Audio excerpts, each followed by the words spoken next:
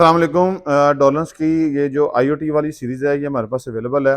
ये wifi technology के साथ है, ठीक है, टच पैनल के साथ है। ये हमारे पास अवेलेबल है। इसके अंदर जो साइज़ हैं डिफरेंट डिफरेंट वो भी अवेलेबल हैं। इसके अलावा इसके अंदर जो कलर हैं वो भी हमारे पास अवेलेबल है।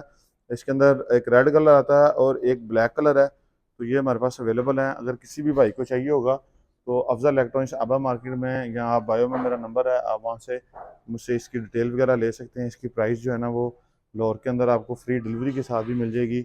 और इसके अलावा अगर आप आउट ऑफ सिटी से हैं तब भी आपको ये डिलीवर हो जाएगी वहाँ पे भी।